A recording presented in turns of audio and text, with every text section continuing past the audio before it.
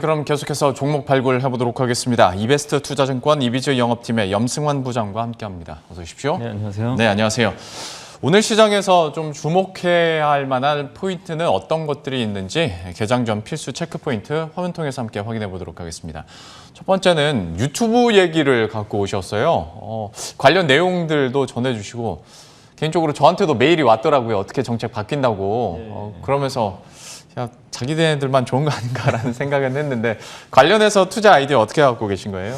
네, 일단 이제 국내 모든 그러니까 6월 1일부터라고 이제 그 공고가 나온 것 같더라고요. 네. 이제 구글에서 이제 원래 이 유튜브 파트너 프로그램이라고 있거든요. 여기에 이제 해당하는 채널들이 이제 12개월간 이제 그 공개한 그 동영상의 시청 시간이 4,000시간 이상이고요. 구독자가 이제 1,000명 이상이면 이제 여기에 이제 신청을 해서 광고 게재가 가능했죠. 예, 그래서 막 광고가 나오는 동영상은 이제 이런 그 규정에 의해서 이제 광고가 붙은 동영상이라고 보시면 좀 좋을 것 같은데 그 외에 이제 그 뭐 채널들 같은 경우는 뭐 소수의 구독자가 있거나 그럴 경우에는 이제 광고가 붙지 않았는데 6월 1일부터는 이제 구글 측에서 그냥 전면적으로 다 광고를 하겠다고 지금 언급을 했거든요. 그렇게 본다라면은 뭐 물론 이제 일부 소비자들이 뭐 지금 이 유튜브 같은 경우도 월정액으로 하면 광고를 이제 안 볼 수도 있잖아요. 네. 뭐 그런 쪽으로 약간 빠져나갈 수 있다 하더라도 대부분은 그냥 광고를 그냥 보면서 이 동영상을 시청을 하기 때문에 크게 뭐 그쪽으로 좀 빠져나갈 가능성은 좀 높지 않다고 보고 있고 다만 이제 광고 회사 입장에서는 좋을 수밖에 없는 게 유튜브의 광고가 더 이제 늘어날 수밖에 없는 구조잖아요. 이제 네. 아무래도 이제 시청 시간도 더 늘어날 수밖에 없고 특히 유튜브는 이제 동영상 광고를 좀 많이 하고 있는데 동영상 쪽에서 지금 보면 이제 우리나라 사실 그 전체 국내 광고 시장이 15.1조 원 정도 된다라고 합니다. 근데 이제 여기서 유튜브의 점유율이 지금 현재 9.4% 정도 되니까 꽤 뭐 그렇게 높은 수치죠. 그리고 2023년에는 13%까지 확대될 것으로 보이는데 사실 국내에서 보면 거의 동영상 어플들이 좀 여러 개가 있는데 그중에 거의 뭐 유튜브가 압도적입니다. 한 88% 정도가 지금 이제 점유율을 좀 차지할 정도로 유튜브가 좀 상당히 좀 압도적인데 이 상황에서 온라인 그러면 이제 그 광고주 입장에서 봤을 때 온라인 동영상 그 광고 기획사 쪽에 계속해서 물량을 더 줄 가능성이 좀 높은 상황인데 그렇게 본다라면은 이 미디어 특히 이제 온라인 광고를 많이 했던 특히 이제 그 통신사의 자회사들이 몇 개 있어요. 네. 그 회사들이 이제 온라인 동영상 광고를 좀 많이 만드는 편이긴 한데 그쪽에 이제 큐라 그러죠. 이 매출액이 늘어날 수 있는 구조로 좀 갈 수밖에 없는 것 같습니다. 그래서 사실 이 미디어 랩사가 이제 중간에서 광고주하고 이제 어떻게 보면 이제 유튜브라든가 이런 매체를 연결을 해주거든요. 그러면서 수수료를 좀 받게 되는데 무조건 매출액이 늘어나면 당연히 수수료 수입도 늘어날 수밖에 없기 때문에 긍정적일 수밖에 없는 것 같습니다. 물론 이제 이것도 사실 이제 6월 1일부터 뚜껑을 우리가 열어봐야 됩니다. 어느 정도 정말 이 큐 매출액이 늘어날지는 좀 두고 봐야 되겠지만 일단 이제 이 6월 1일부터 시행되는 이 구글의 이런 새로운 정책에 의해서 분명히 수혜받는 기업들이 나올 수밖에 없다고 저는 보고 있기 때문에 그런 면으로 보면 이제 온라인 광고 대행사를 여러분들이 다시 한번 좀 볼 필요가 있을 것 같아서 한번 말씀을 좀 드려봤습니다. 그러면 관련된 포인트에 좀 직접적으로 영향을 줄 수 있는 기업은 어디가 있을까요? 사실 이제 대표적인 게 그 뭐 나스미디어랑 이제 인크로스 같은 회사들이 뭐 에코마케팅도 있을 수 있고 이제 그런 기업들이 이제 온라인 광고 대행을 한다고 좀 보시면 좋을 것 같은데 그 중에서 저는 이제 오늘 좀 나스미디어 좀 말씀을 좀 드리고 싶은데요.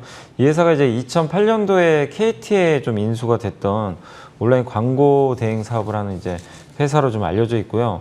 특히 구글의 그 유튜브 쪽에 그 온라인 이제 그 동영상 광고를 많이 또 그 매출액으로 좀 잡아놓고 있는데 이쪽이 아무래도 계속해서 좀 성장을 하고 있기 때문에 이쪽 본업에서의 성장도 여전히 좀 좋은 상황이고 그다음에 IPTV에서도 요즘 이제 신규 광고들이 좀 많이 좀 나오고 있는데 특히 타겟 광고를 좀 많이 하고 있습니다. 그래서 이제 각각의 그 어떤 이제 그 개인 유저들이 어떤 이제 그 영상을 봤을 때 그런 빅데이터들이 남잖아요. 그래서 그런 것들을 어느 걸 선호하나 이런 것들을 봐가지고 거기에 맞는 또 광고를 또 해준다고 좀 합니다. 그리고 이 SK텔레콤이 인크로스를 이용해가지고 티들이라는 이제 서비스를 이제 시작을 해서 굉장히 요즘에 좀 매출액이 많이 나오고 있는데 한마디로 이제 SK텔레콤 고객들한테 문자로 광고를 주는 거죠. 광고를 보내가지고 뭐 상품 같은 거 한마디로 이제 전자상거래를 하는 거예요. 그러니까 SK텔레콤과 연결된 이제 그 전자상거래 쪽으로 이제 유도를 하는 하나의 문자 메시지를 쏘는 건데, 이제 관심 있는 분야의 문자 메시지를 이제 발송을 해가지고 클릭을 하면 할인을 해주는 거예요, 조금. 근데 이제 이거를 KT도 똑같이 지금 하고 있습니다. 네. 그래서 지금 올해 2월부터 시작을 했는데 일단 반응은 좀 괜찮은 것 같아요. 근데 이제 문제는 KT가 이제 운영하는 이쪽 이제 전자상거래 쪽으로 얼마나 사람들이 클릭을 해서 들어올지 그게 관건이긴 하지만 워낙 뭐 이용자가 많잖아요. 사실 네. KT를 쓰시는 분들이. 그래서 일단은 지금 현재까지는 뭐 나쁘지 않은 매출을 좀 올리고 있다라고 합니다. 그래서 SK텔레콤하고 KT가 좀 약간 어떻게 보면 같은 방향으로 가는데, 그 상황에서 인크로스와 나스미디어가 이제 어떻게 보면 좀 경쟁을 하는 그런 구도로 좀 가고 있는 것 같습니다. 그리고 이제 자회사 중에 또 플레이들이라고 있어요. 이게 사실 좀 검색 광고가 좀 최근에 조금 약간 이제 지지부진하다 보니까 자회사 실적에 대한 우려감이 있었는데, 이번 1분기 실적은 그렇게 나쁘지 않았던 것 같습니다. 그래서 검색 광고 시장도 조금씩은 또 회복이 되고 있어서 전반적인 그림을 봤을 때 나스미디어 뭐 나쁘지 않다 이렇게 말씀드리고 싶고, 주가도 사실 장기간 되게 많이 빠졌거든요. 장기간 주가 많이 하락해서 상대적으로는 저평가돼 있고, 어쨌든 6월 1일부터 펼쳐질 그 구글의 새로운 광고 정책에 일단 직접적으로 수혜를 받을 수 있는 대표적인 기업이니까 한번 좀 눈여겨보시면 좋을 것 같습니다. 유튜브에 바뀐 광고 정책을 이렇게 또 연결시켜서 나스미디어까지 왔습니다. 이 종목에 대한 앞으로의 흐름들 계속 지켜보도록 하겠고요. 두 번째 체크포인트도 화면 통해서 확인해 보도록 하겠습니다. 두 번째는 시동 걸린 원전 해체 시장에 대한 수혜주 얘기인데, 저희가 앞에서도 한미정상회담 해외 원전 공동 진출 얘기를 했다면 이번에는 원전 해체 이야기입니다. 좀 어떻게 포인트 잡고 계신 거예요? 네, 이것도 이제 증권사에서 한 보고서가 나와서 되게 좀 흥미롭더라고요. 원전 해체는 사실 뭐 수혜주가 있을까 하시는 분들도 좀 많이 계실 것 같긴 한데, 실제로 이제 우리 한국은 아직까지는 원전 해체를 뭐 제대로 해본 적은 사실 아직은 없어요. 네. 그러니까 뭐 미국, 독일, 일본 정도가 좀 했다라고는 하는데, 어쨌든 지금 우리나라가 지금 5월 14일 그 고리 1호기 있잖아요. 네. 그거 이제 해체 위한 해체 승인 신청서를 일단 제출을 했습니다. 그렇기 때문에 이렇게 된다면은 결국 원전 해체는 이제 시작이 될 가능성이 높아졌고, 2023년 5월경에 해체 착수가 좀 예정이 된다라고 하는데, 아직 좀 시간은 좀 남아 있는데, 이 원자력 발전 이 해체 시장에 대해서 여러분들이 일단 좀 장기적인 관점에서 관심을 가져볼 필요는 있을 것 같아요. 원자력 발전이라는 게 영원히 뭐 무한대로 이렇게 발전을 하는 게 아니잖아요. 네.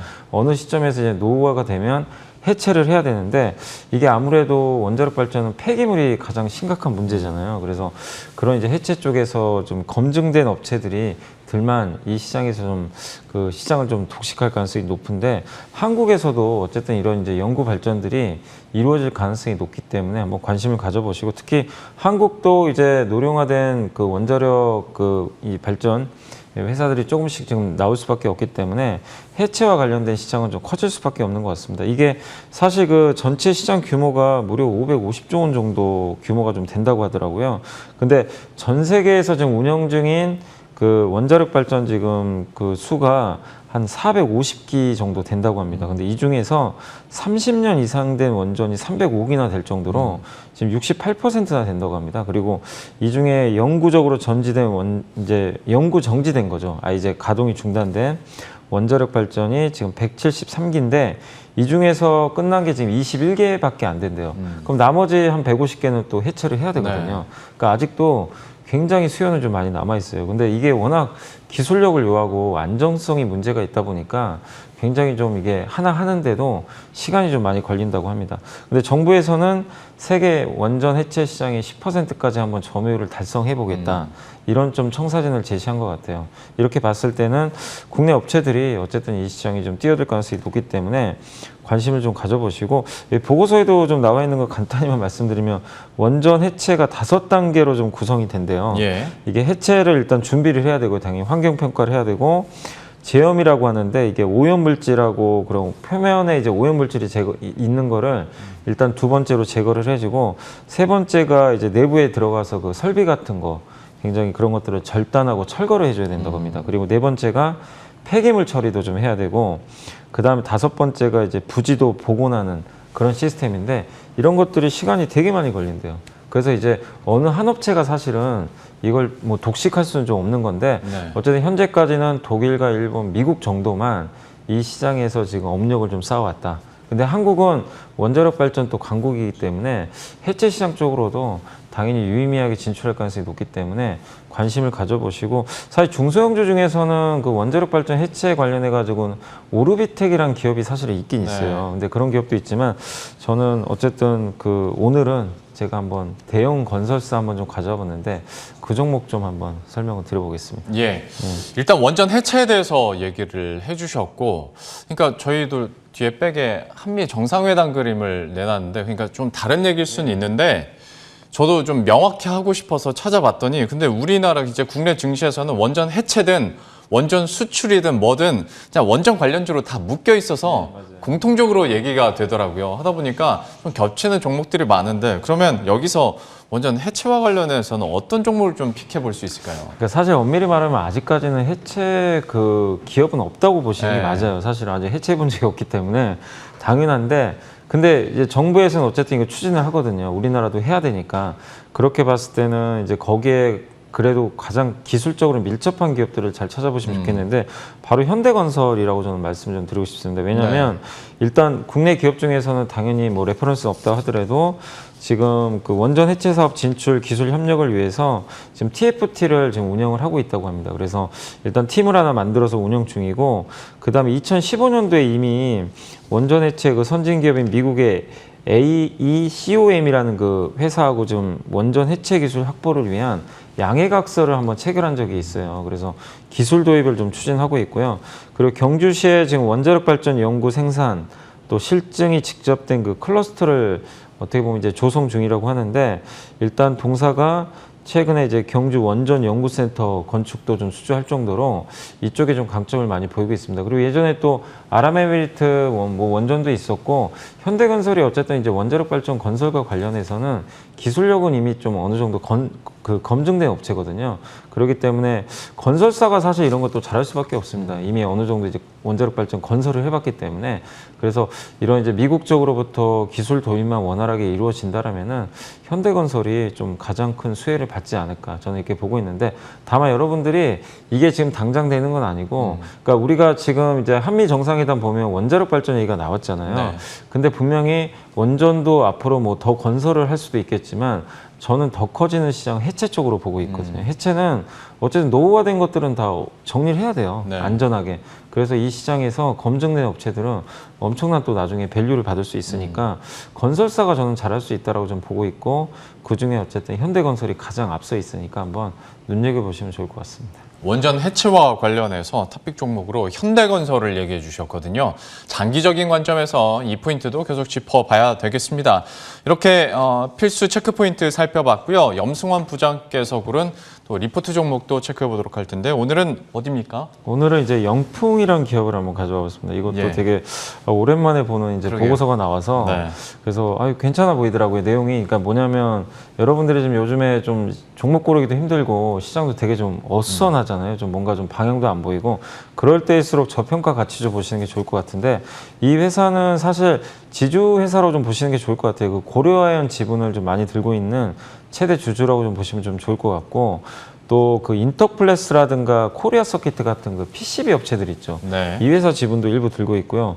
또 그 비상장 회사 중에 영풍전자 또 테라닉스라는 기업도 있는데 다 PCB 업체입니다. 그래서 한마디로 고려아연을 빼고는 대부분 이제 PCB와 연동이 되어 있는데, 다만 좀 아쉬운 게 이 PCB 업황이 요새 뭐 스마트폰이 잘 팔리지도 않는 데다가 생산마저 지금 부진해가지고, 왜냐하면 지금 반도체 수급이 잘 안 되다 보니까 이 스마트폰 생산도 굉장히 좀 원활하지가 않거든요. 그러면은 거기에 들어가는 PCB 매출도 당연히 줄 수밖에 없겠죠. 그래서 자회사들에 대해서는 좀 실적 모멘텀은 좀 떨어지지만, 다만 저는 이제 고려아연만 봤을 때는 굉장히 매력적인 것 같아요. 고려아연의 지분 가치가 지금 2.6조 정도 되거든요. 그러니까 전체 순자산 가치가 4.4조인데 그중에 60%가 고려아연 가치입니다. 근데 요즘에 비트코인이 지금 지난 주말에도 굉장히 좀 안 좋더라고요. 많이 빠졌는데, 비트코인 하면 금을 많이들 떠올리시잖아요. 그래서 디지털 금이라고 하는데, 실제 과 관련된 지금 이제 금 가격이 최근에 또 오르고 있어요. 공교롭게도.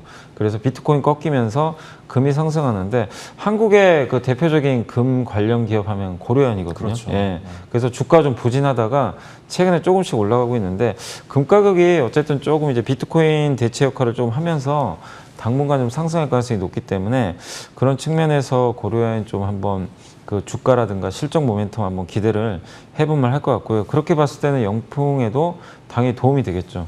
그리고 투자 부동산을 좀 갖고 있는데 이게 그 종로에 영풍문고 빌딩이 있거든요. 네. 이게 한 4,700억 정도 되나 봐요. 가지고 있는 게. 그리고 순현금이 한 2,800억 정도 된다고 합니다. 그러니까 이런 것들을 종합을 해보면 지금 시가총액이 지금 어떻게 보면 1조 원 초반대인데 지금 가지고 있는 지분 가치 뭐 이런 거 다 합치면 최소 어쨌든 3조 넘어가요. 예, 주요한 그 자회사나 이런 것들. 근데 너무 좀 이렇게 할인을 받고 있는 것 같아요. 근데 그 이유 중에 하나가 석포재련소라고 있거든요. 이게 이제 조업정지 처분을 받았는데 이거 지금 소송이 좀 걸려 있다고 합니다. 이걸 좀 취소해달라. 정지됐던 거를. 근데 이게 아직은 좀 불확실성이 있어가지고 일부 좀 할인이 된다고 하는데 이 본업의 비중이 전체의 10%밖에 안 될 정도로 뭐 그렇게 크진 않기 때문에 차라리 소송이 뭐 안 좋게 끝나든 좋게 끝나든 빨리 끝나는 게 오히려 주가에는 도움이 될 것 같아요. 그래서 결과가 좀 나올 가능성이 높은데 어쨌든 안 좋게 나오더라도 주가 영향은 좀 제한적이다. 이렇게 봐주시면 좀 좋을 것 같고 현재 PER은 6배, PBR은 0.4배밖에 안 될 정도로 굉장히 저평가되어 있습니다. 그래서 저는 뭐 이 기업도 사실 장기간 되게 주가 못 올랐어요. 그래서 하방은 단단한 상태에서 뭔가 고려인의 실적이라든가 또 소송 리스크가 좀 해소가 된다라면은 그 가치가 좀 부각이 되면서 올라갈 수 있기 때문에 좀 편안하게 한번 접근을 해보셨으면 좋을 것 같습니다. 리포트 픽으로 영풍 얘기를 해주셨고 사실 저도 솔직히 그렇게 관심권 안에 있는 종목은 아니다 보니까 지금 찾아봤는데 작년 저점 대비했을 때 벌써 2배는 올랐네요. 2배 올랐고 앞으로의 흐름들도 좀 긍정적으로 또 오랜만에 리포트가 나왔으니 한번 소개를 해주셨거든요. 관심 있게 계속 지켜보도록 하겠고요. 마지막으로 오늘 시장 전략, 우리들의 스탠스 어떻게 갖춰야 될지 한번 얘기해 보도록 할 텐데 일단 한미 정상회담 이후에 모멘텀을 가져갈 수만 있다면 아무래도 이제 반도체나 2차 전지, 대형주 쪽으로 쏠릴 수 있을 테고 아니면 뭔가 실망감이나 이전 시장 분위기 그대로 간다면 여전히 밸류 매력도 측정하면서 우리는 열심히 종목을 골라갈 수밖에 없는데 어느 쪽에 조금 더 무게감 두고 계세요? 그러니까 한미 정상회담 분명히 좋은 뉴스거든요. 그러니까 우리 한국과 미국이 이제 안보 동맹뿐만 아니라 경제 동맹까지 지금 맺는 지금 분위기로 가고 있어요. 그래서 굉장히 의미가 있기 때문에 중장기적으로는 긍정적인데 다만 단기적으로는 이런 것들은 어느 정도 지난주부터 좀 이미 어느 정도 알고 있었잖아요. 그래서 단기적인 모멘텀보다는 좀 큰 흐름에서의 모멘텀을 보시고 주가의 하방을 다질 수 있는 그런 좀 좋은 재료로 보시면 좋겠습니다. 다만 지금 시장이 원하는 뭔가 지금 뭐 삼성전자라든가 하이닉스, 현대차의 또 매출 성장이 도대체 언제부터 나올 것이냐. 성장에 대한 좀 우려감이 지금 큰 상황인데 이 부분에 대한 이제 불확실성이 해소돼야 주가 좀 레벨업 할 수 있다고 보거든요. 그래서 하방은 다져졌기 때문에 너무 하락에 대해서 걱정할 필요 없는데 상승을 위해서는 적어도 한 달, 2달 정도의 어떤 이제 이런 삼성전자, 현대차의 흐름을 좀 확인을 해야 되니까 위아래가 좀 막혀 있는 그런 장세로 좀 펼쳐질 것 같아요. 그래서 그렇게 봤을 때는 말씀드린 대로 아까 한미 그 경제동맹에 관련된 뭐 2차 전지, 자동차, 반도체는 계속 모아가야 된다고 생각합니다. 조정시마다 모아가시되 단기적으로는 아까 말씀드린 뭐 영풍이라든가 이렇게 좀 저평가되고 주가 최근에 못 올랐던 소외주들이 있거든요. 그런 기업들 위주로 계속 좀 트레이딩 한번 해보는 전략으로 대응하시면 좋을 것 같습니다. 그러니까 한미 정상회담이 좋은 재료긴 재료인데 뭔가 상방을 뚫어주는 재료라기보다 하방을 다져주는 재료 정도로 파악을 하시면 좋을 것 같고 때문에 지금도 여전히 저평가 소외주에 조금 더 관심을 갖자라고 얘기를 해주셨습니다. 오늘 이베스트 투자증권 이비즈 영업팀의 염승환 부장과 함께했습니다. 오늘 말씀 고맙습니다. 감사합니다.